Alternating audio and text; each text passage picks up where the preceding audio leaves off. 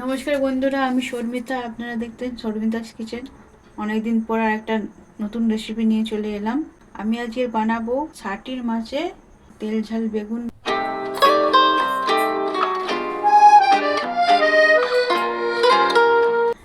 ছাটির মাছ নিয়ে নিয়েছি, দেখুন কত বড় বড় ছাটির মাছ। এই মাছটা খেতে খুব ভালো।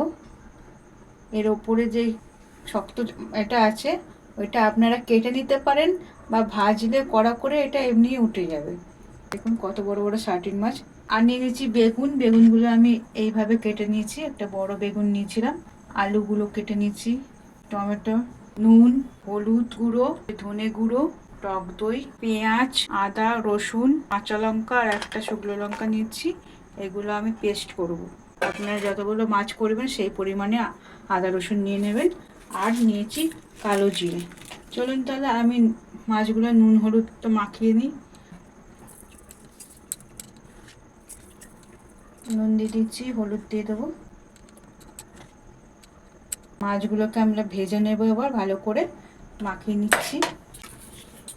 এইভাবে সমস্ত মাছ আমি মাখিয়ে নেব। সমস্ত মাছগুলোকে আমি নুন হলুদ মাখিয়ে নিয়েছি। এবার একটা পর একটা ছেড়ে দিয়েছি, একটা আগে ছেড়ে দিয়েছি। তেল গরম হয়ে গেছে, সাদা তেলে আমি করছি, আপনি সরষের তেলে করতে পারেন, আগে বলেছি।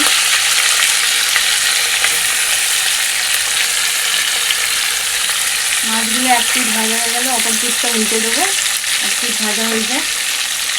ছাটিন মাছগুলো ভাজা হচ্ছে, ততক্ষণে আমি মশলা বানিয়ে নেব। কাঁচা লঙ্কাটা ঝাল যেমন যে খাবে সেই অনুযায়ী নেবেন। আমি এখানে 6-7টা কাঁচা লঙ্কা নিয়েছি আর একটা শুকনো লঙ্কা নিয়েছি। চলুন তাহলে পেস্ট করে নিই। এটা হালকা অল্প জল দিয়েছি।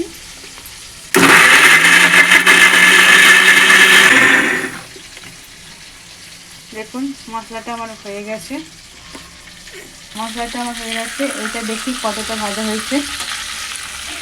একটু হালকা ভাজা হয়েছে, আর একটু কড়া করে ভাজতে হবে মাছগুলো। এই মাছগুলো শক্ত কড়া করে ভাজলে ওপরের ছালটা উঠে যাবে আর ছালটা কাটার দরকার থাকে না। বন্ধুরা, এই টক দইটা আমি দেবো। আমি এইভাবে দেবো টক দইটা। এই টক দই নিয়ে নিয়েছি আমি 50 গ্রামের মতন। এর মধ্যে 1 চামচ হলুদ গুঁড়ো, 1.5 চামচের মতন ধনে গুঁড়ো দিলাম। দিয়ে এটাকে ফাটিয়ে নেব। এতে মশলাগুলো ভালোভাবে মিক্স হয় আর পুড়ে যাওয়ার সম্ভাবনা থাকে না। এই মিশ্রণটা কখন ইউজ করতে হয় আপনাদেরকে দেখাবো। আমি ফাটিয়ে রেডি করে রেখে দিলাম। মাছগুলো ভাজা হচ্ছে, তার জন্য সব কিছু আমি আগে থেকে রেডি করে রেখে দিচ্ছি তার সাথে সাথে। কাটিং মাছগুলো দেখুন আমার সব কটা ভাজা হয়ে গেছে। আপনারা এইভাবেই ভেজে নেবেন। আমি একটু কড়া করেই ভেজে নিয়েছি। কড়াটা তেল দিয়ে দেবো এবার। মাছের তেল একটুখানি ছিল, ওইটা দিলাম। আর একটু তেল দিয়ে দেবো। কড়াটা যেহেতু গরম ছিল, তেলগুলো গরম হয়ে গেছে তেলটা। এরপর এর মধ্যে আমি দিয়ে দেবো কালো জিরে ফোড়ন। 1 চামচের মতন কালো জিরে ফোড়ন দিয়ে দিলাম। এর মধ্যে আমি দিয়ে দেবো আলু। আলুগুলো আগে ভেজে নেব, যেহেতু আলু শক্ত হয় তাই আলুগুলো আগে ভেজে নেব। আলুগুলো হালকা ভাজা হয়ে যাবে, তারপরে আমি বেগুনগুলো দেবো। আলুগুলো দেখুন হালকা ভাজা হয়ে গেছে। এর থেকে বেশি ভাজলে পুড়ে যাবে। এরপরে আমি বেগুনগুলো ভেজে নেবো হালকা।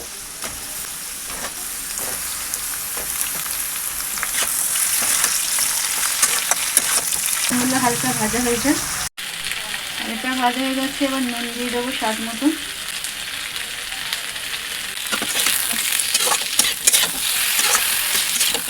এর মধ্যে মশলা বাটাটা দিয়ে দেবো, আর পেস্টটা আমি দিয়ে দিলাম। এগুলো দিয়ে ভালো করে নাড়তে হবে যতক্ষণ না মশলার গা থেকে তেল ছাড়ছে। মাঝে মাঝে এই মশলাগুলোকে নেড়ে দিতে হবে, না হলে পুড়ে যাবে। এর মধ্যে এবার দিয়ে দেবো একটুখানি হলুদ গুঁড়ো। অল্প দিচ্ছি, যেহেতু টক দইয়ের সাথে মিশিয়ে রেখেছিলাম, মিশ্রণটা যেটা বানিয়ে রেখেছিলাম ওটা পরে দেবো।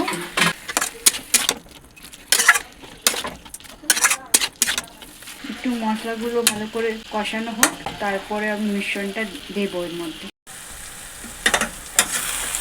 বন্ধুরা, আরও আমি কষে নিয়েছিলাম। এরপরে আমি টমেটোগুলো ছাড়বো, কিন্তু তার আগে আমাকে দেখে নিতে হবে আলুটা ঠিকঠাক হালকা সিদ্ধ হয়েছে কিনা।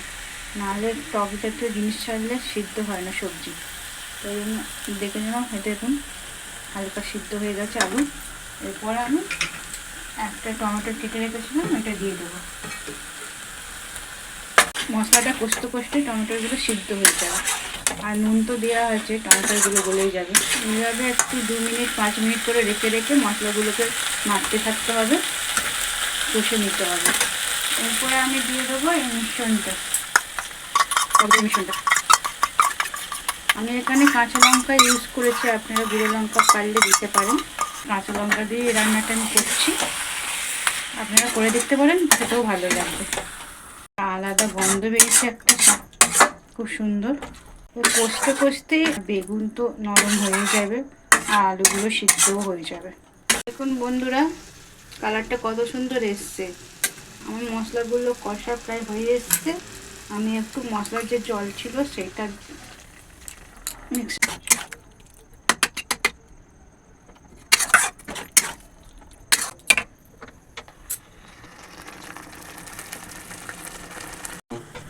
দেখুন বন্ধুরা আমার কষানো হয়ে গেছে।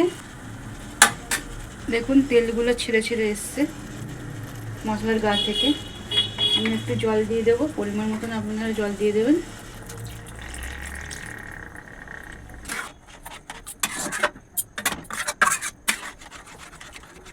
এটা একটু ফুটে গেলে আমি মাছগুলো ছেড়ে দেবো।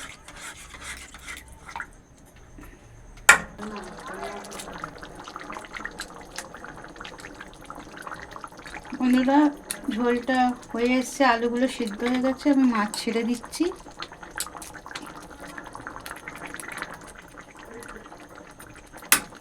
মাছ আমি বেশিক্ষণ ফোটাবো না, অল্প ফুটিয়ে রেখে দেবো। 5 মিনিট রেখে আমি নামিয়ে নেব। বন্ধুরা দেখুন আমার ওই সাটিন মাছে তেল ঝাল রেসিপি বেগুন দিয়ে হয়ে গেছে করা। আমি এটা সার্ভ করে নেবো, নামিয়ে নিচ্ছি কড়া থেকে। এবার খাওয়ানোর পালা, খেয়ে দেখুক কেমন হয়েছে। আজ আমার তো মাও আছে, আমার নিজের মা এসেছে, আমি নিয়ে এসেছি মাকে। আমার হাজব্যান্ড আর আমার মাকে খাওয়াবো, দেখি ওনারা কি বলে খেয়ে। চলুন তাহলে। আমি সার্ভ করে দিয়েছি বন্ধুরা, দেখুন পাতে দিয়ে দিচ্ছি মাকে আর আমার বর। খেয়ে খেয়ে দেখো কেমন হয়েছে। ঝোলটা দিয়ে প্রথমে খাওয়া যায়।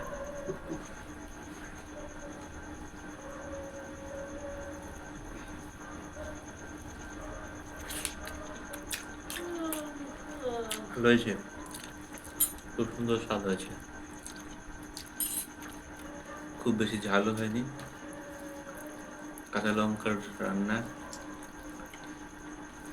মা কেমন হয়েছে গো? ভালো হয়েছে।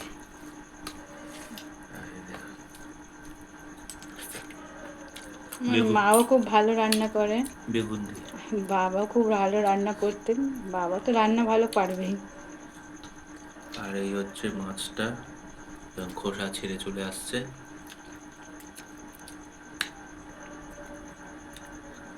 ওপরে মোটা অংশটা বেশি করে ভাজলে এমনি উঠে যাবে, আর যদি আপনারা কাঁচা মাছকে ছাড়াতে যান তাহলে মাছ সমেত অনেকে উড়িয়ে দেয়।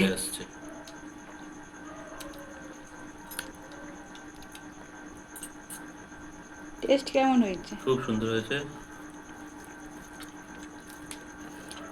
বন্ধুরা, তাহলে আপনারা এই সাটিন মাছে তেল ঝাল বেগুন দিয়ে এইভাবে রেসিপিটা বানিয়ে নেবেন। খুব ভালো হয়েছে রান্না। এইভাবেই আপনারা বানাবেন যেভাবে আজকে দেখানো হলো পুরো প্রসেসটা। কত পার্সেন্টেজ দেবে আমাকে? ভালো হয়েছে ভালো হয়েছে করছে। যত চাও তত। যত চাও, আমি কি চাইবো? তুমি দেবে, সেইটা তোমার ব্যাপার। খুব সুন্দর রান্না হয়েছে। চলুন তাহলে শেষ করি খাওয়া দাওয়া। অন্যদিন আরও নতুন নতুন ভিডিও নিয়ে চলে আসবো। এখন খেতে বসেছে, লজ্জা পাচ্ছে। খাওয়ার সময় বেশি কথা বলতে। চলুন তাহলে খাওয়া দাওয়ার পর্ব শেষ করি। আপনারা এই রেসিপিটা বানাবেন আর আমার চ্যানেলটা সাবস্ক্রাইব করে দেবেন। আপনাদের এই ভিডিওটা কেমন লাগলো কমেন্ট করে অবশ্যই বলবেন। আর আপনাদের রান্নাটা কেমন হলো যদি আপনারা বানান এই ভিডিওটা দেখে রেসিপি, তাহলে কমেন্ট করে অবশ্যই বলবেন যে আপনার রান্নাটা কেমন হলো। সাবস্ক্রাইব করতে অবশ্যই ভুলবেন না, আর নোটিফিকেশন পাওয়ার জন্যে বেল আইকনটাকে অন করে রাখবেন। চলুন তাহলে এখানে শেষ করছি।